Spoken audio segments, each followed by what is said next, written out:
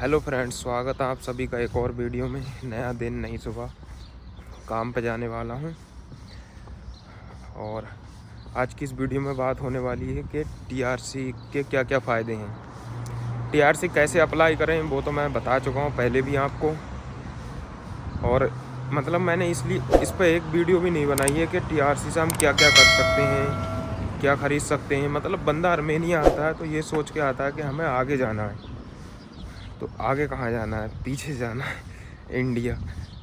तो आगे जाने का क्या रास्ता है और कितना इजी है, पॉसिबल भी है, या फिर बस एक हाइप मचा रखी है। 3-3 लाख 4-4 लाख रुपए दे के लोग आ रहे हैं आर्मेनिया सिर्फ टीआरसी के लिए। और टीआरसी के लिए क्या कहीं जॉब पर लगना चाहिए या नहीं, सारे सवालों के जवाब दूंगा। वीडियो एंड तक देखते रहना और चैनल को सब्सक्राइब कर देना। आज मैंने फ्रेम चेंज कर दिया, वीडियो का फ्रेम नहीं मतलब पोजीशन चेंज कर दी। पहले किसी और एंगल से बनाता था, अब किसी और एंगल से बना रहे हैं।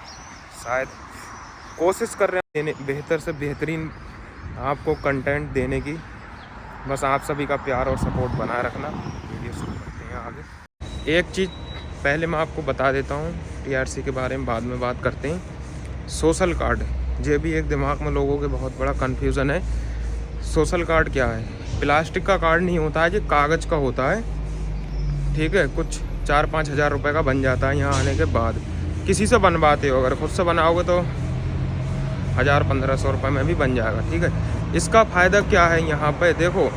जब आप एयरपोर्ट से निकलते हो, अगर आपका सोशल कार्ड बन जाता है तो आपका उसमें एड्रेस रहता है बस, और कुछ नहीं होता। पासपोर्ट की ट्रांसलेशन रहती है आर्मेनियन लैंग्वेज में।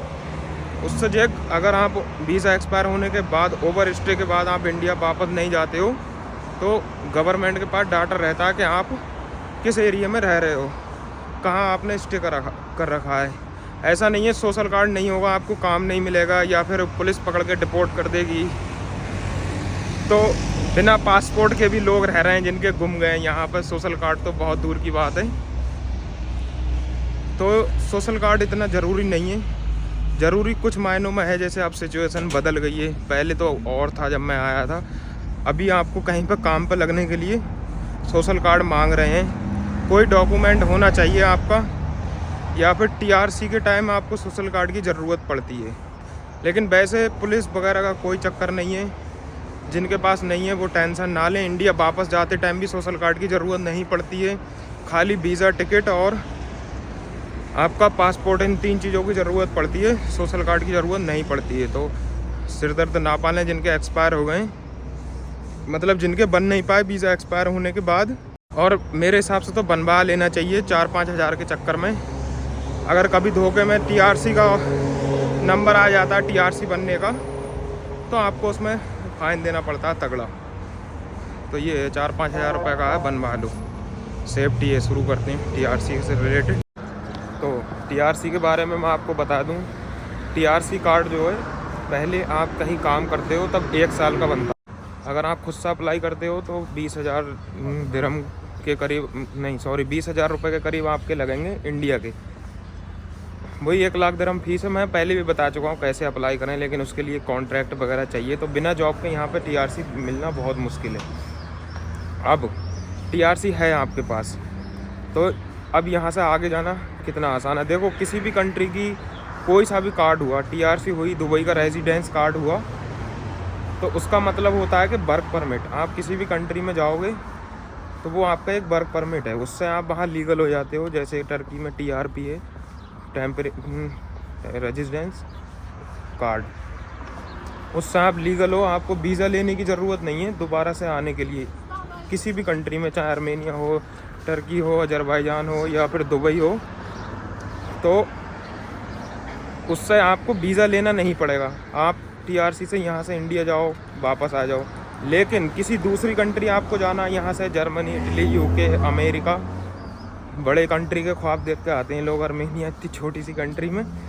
तो उसका क्या सीन है देखो, यहाँ से आपको जर्मनी, इटली जाने के लिए सबसे पहले यहाँ पर बैंक अकाउंट आपका होना चाहिए।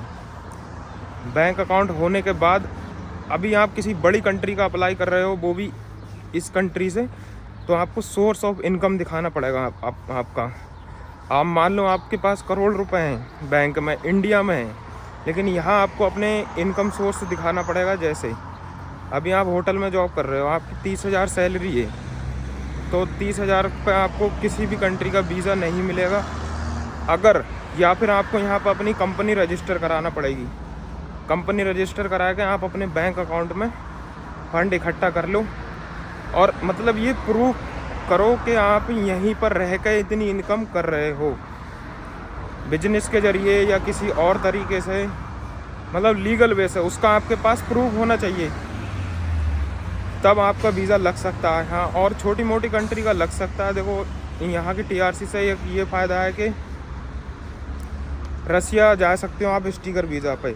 आर्मेनिया से, देखो इंडिया से आप किसी भी कंट्री का भी वीज़ा अप्लाई करते हो, बहुत ज़्यादा टाइम लगता है और डॉक्यूमेंट्स भी बहुत ज़्यादा लगते हैं, ठीक है। किसी दूसरी कंट्री से अप्लाई करने में एक बेनिफिट्स ये होता है, बेनिफिट्स नहीं बेनिफिट ये होता है कि आपको ज़्यादा डॉक्यूमेंट्स की रिक्वायरमेंट नहीं होती है। जो इंडिया में मांगते हैं उससे कम हो जाते हैं, और वीज़ा आने के चांस भी बढ़ जाते हैं। फ़ीस वगैरह उतनी लगती है, पैसे भी उतने ही लगते हैं, किसी एजेंट से कराओगे तो उतने ही पैसे लगेंगे।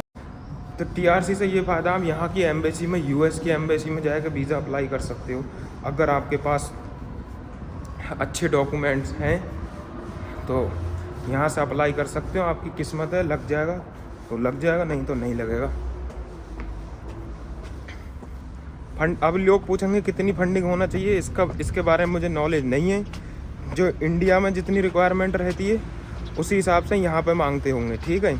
हाँ, छोटी मोटी कंट्री का लग जाएगा आपका, किसी यूरोप कंट्री का, जो जैसे बोस्निया है, अल्बानिया है, और ये कंट्री जो है अल्बानिया के लिए वीज़ा है शायद, या वीज़ा फ्री है शायद, वीज़ा फ्री है। पासपोर्ट पे भी बना दूंगा, आर्मेनियन पासपोर्ट पर आप कहाँ कहाँ जा सकते हो, फ्री वीज़ा ऑन अराइवल।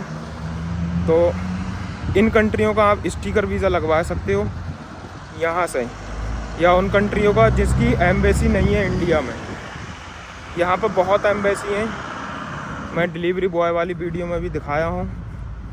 तो TRC से कुछ तो फ़ायदे हैं, और इंडिया आना जाना हो सकता है आपका 1 साल तक। आपको कोई भी वीज़ा लेने की ज़रूरत नहीं है, फ़ाइन भरने की ज़रूरत नहीं है। लेकिन जब बंदा आर्मेनिया आ गया है और TRC से सिर्फ इंडिया जाने के लिए, इंडिया आने जाने करने के लिए यहाँ पैसे ख़राब करेगा वो, तो वो साइंस नहीं बनता। 10,000 रुपये का वीज़ा है, ठीक है, 1 साल में कितने ही चक्कर लगा लेगा बंदा यार यहाँ पे।